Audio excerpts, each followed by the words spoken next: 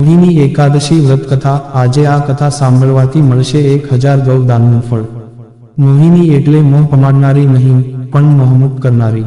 રાગ, દ્વેષ અને મોહ જ પાપરૂપી અંધકારના કારણરૂપ છે। તેને દૂર કરવાથી જ ધર્મનો પ્રકાશ ફેલાય છે। રાત્રિના પહેલા પ્રહરમાં દરેક જાગે, બીજા પ્રહરમાં ભોગી જાગે, ત્રીજા પ્રહરમાં ચોર જાગે અને ચોથા પ્રહરમાં યોગી જાગે। યોગ અને ભોગ એક જ છે। વ્રતી જ્યારે સાધનાની ચરમસીમા પર પહોંચી જાય છે ત્યારે યોગની સીમા આવી જાય છે, એનું મન મોહથી મુક્ત બની જાય છે। મોહની ક્ષણ પણ ચારિત્ર્યથી જીતી શકાય છે। મોહની ક્ષણ દરેકના જીવનમાં આવે છે। કામાસક્તિ સંસારનું મોટું આકર્ષણ છે। શ્રીકૃષ્ણ ભગવાને સ્ત્રીઓના સંગે રહીને કામને જીત્યો હતો અને નૈષ્ઠિક બ્રહ્મચર્ય વ્રત રાખ્યું હતું। શ્રી રામે કહ્યું, ભગવાન, જે બધાય પાપોનો ક્ષય અને બધા પ્રકારના દુઃખોનું નિવારણ કરનાર વ્રતોમાં ઉત્તમ વ્રત હોય એ હું સાંભળવા ઈચ્છું છું। વશિષ્ઠજી બોલ્યા, શ્રી રામ, તમે ઘણી ઉત્તમ વાત કહી છે। મનુષ્ય તમારું નામ લેવાથી બધા પાપોથી શુદ્ધ થઈ જાય છે, છતાં પણ લોકોના હિતની ઈચ્છાથી હું પવિત્રમાં પણ પવિત્ર ઉત્તમ વ્રતનું વર્ણન કરીશ। વૈશાખ માસમાં શુક્લ પક્ષમાં જે એકાદશી આવે છે એનું નામ મોહિની છે। એ બધાય પાપોનું નિરાકરણ કરનારી એકાદશી છે। એના વ્રતના પ્રભાવથી મનુષ્ય મોહજાલ અને પાપોના સમૂહથી છુટકારો મેળવી લે છે। સરસ્વતી નદીના રમણીય તટ પર ભદ્રાવતી નામની એક સુંદર નગરી આવેલી છે। ચંદ્રવંશમાં ઉત્પન્ન થયેલા અને સત્ય પ્રતિજ્ઞ ધૃતિમાન નામના રાજા ત્યાં રાજ્ય કરતા હતા।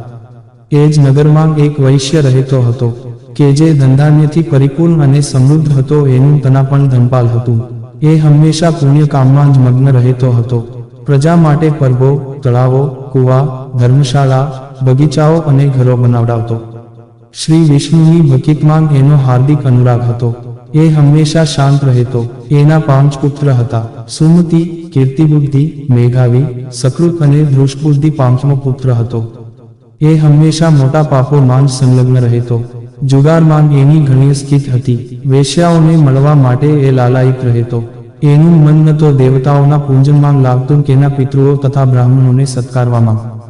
એ દુષ્ટાત્મા અત્યાચારના માર્ગ પર ચાલીને પિતાનું ધન બરબાદ કરતો। એક દિવસ એ વેશ્યાના ગળામાં હાથ રાખીને ચોવાટે ફરતો જોવા મળ્યો, ત્યારે પિતાએ એને ઘરમાંથી કાઢી મૂક્યો અને બધું બાંધવોએ પણ એનો પરિત્યાગ કરી દીધો। હવે એ દિવસ રાત દુઃખ અને શોકમાં ડૂબી ગયો। અનેક પ્રકારના કષ્ટો ભોગવતો જ્યાં ત્યાં ભટકવા લાગ્યો। એક દિવસ કોઈ પુણ્યના પ્રતાપે એ મહર્ષિ કૌંડિન્યના આશ્રમ પર જઈ પહોંચ્યો। વૈશાખ મહિનો હતો। તપોધન કૌંડિન્ય ગંગાજીમાં સ્નાન કરીને આવ્યા હતા। દુષ્ટબુદ્ધિ શોકથી પીડિત થઈને મુનિવર પાસે ગયો અને હાથ જોડીને તેમની સમક્ષ ઊભો રહીને બોલ્યો, બ્રાહ્મણ, દિવ્ય શ્રેષ્ઠ, મારા પર કૃપા કરીને કોઈ એવું વ્રત બતાવો કે જેના પુણ્યના પ્રભાવથી મારી મુક્તિ થાય। કૌંડિન્ય બોલ્યા, વૈશાખના શુક્લ પક્ષમાં મોહિની નામની પ્રસિદ્ધ એકાદશીનું વ્રત કર। આ એકાદશીના દિવસે ઉપવાસ કરવાથી પ્રાણીઓના અનેક જન્મોના કરેલ મેરુ પર્વત જેવડા મહાપાપો પણ નષ્ટ થઈ જાય છે। વશિષ્ઠજી કહે છે, શ્રીરામ, મુનિના આ વચનો સાંભળીને દુષ્ટબુદ્ધિનું ચિત્ત પ્રસન્ન થઈ ગયું। એણે કૌંડિન્યના વચન પ્રમાણે વિધિપૂર્વક મોહિની એકાદશીનું વ્રત કર્યું। નૃપશ્રેષ્ઠ, આ વ્રતના પાલનથી એ નિષ્પાપ થઈ ગયો અને દિવ્યદેહ ધારણ કરીને ગરુડ પર આરૂઢ થઈને બધા પ્રકારના ઉપદ્રવોથી રહિત શ્રી વિષ્ણુધામમાં ગયો। આ પ્રમાણે મોહિની એકાદશીનું વ્રત ઘણું જ ઉપયોગી છે। એ વાંચવાથી અને સાંભળવાથી 1000 ગૌદાનનું ફળ મળે છે। જો મિત્રો તમને અમારો આ વિડીયો પસંદ આવ્યો હોય તો લાઈક, શેર, સબસ્ક્રાઇબ કરવાનું ભૂલશો નહીં। આવા નવા વિડીયો જોવા માટે અમારી YouTube channel Gujarati Hindi motivational સ્ટોરીને સબસ્ક્રાઇબ કરો। બાજુમાં રહેલ બેલ બટન ક્લિક કરો તેથી તમને અમારા નવા વિડીયોની નોટિફિકેશન મળે। ધન્યવાદ। નોંધ: આ વિડીયોમાં આપેલી કોઈ પણ માહિતીની ચોકસાઈ અથવા વિશ્વસનીયતાની ખાતરી આપવામાં આવતી નથી। આ માહિતી જ્યોતિષ, પંચાંગ, માન્યતાઓ અથવા ધાર્મિક ગ્રંથો જેવા વિવિધ માધ્યમોમાંથી એકત્રિત કરવામાં આવી છે અને તમારી સમક્ષ રજૂ કરવામાં આવી છે। અમારો ઉદ્દેશ્ય માત્ર માહિતી પૂરી પાડવાનો છે। Gujarati Hindi motivational story YouTube channel તેની સત્યતા અને સિદ્ધ હોવાની અધિકૃતતા આપી શકતા નથી।